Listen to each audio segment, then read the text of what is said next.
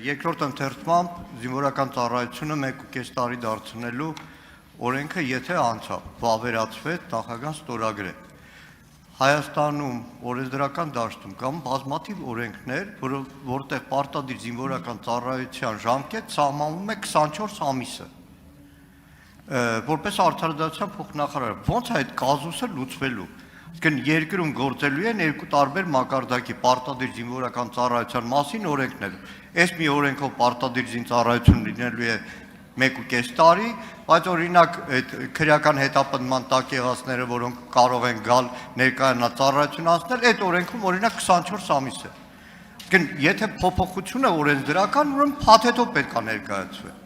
Նայեք, ես որքան հիշում եմ, այդ քրեական հետապնդման տակ եղած Հայաստանի Հանրապետության քաղաքացիների ծառայության հետ կապված 24 ամիս ժամկետը ոչ թե սահմանվում է հղում տալով այս օրենքին, այլ ուղղակի սահմանում է, որ 24 ամիս կարող է գալ ծառայություն իրականացնել եւ քրեական հետապնդումից ազատվել։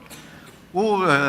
նաեւ բազմաթիվ այլ օրենքներ կան։ Ամբողջ հարցը ինչի են բարձրաձայնում։ Այնքան հապշտապ կազմվել է, որ չեն էլ պատկերացրել, կառավարությունը չի պատկերացրել, արդարադատության նախարարությունը ամփոփաթերթիկում որևէ դիտողություն չի արել, որ բազմաթիվ այլ օրենքներում պետք է փոփոխություն իրականացնել։ Ու ստանալու են կազուսային իրավիճակ։ Հունվարի 1-ից մարդ որոշի գա Հայաստանում ծառայություն իրականացնի, ասելու են հո պապեր, այս օրենքով 24 ամիս պետք է ծառայես եւ ոչ թե 18 ամիս։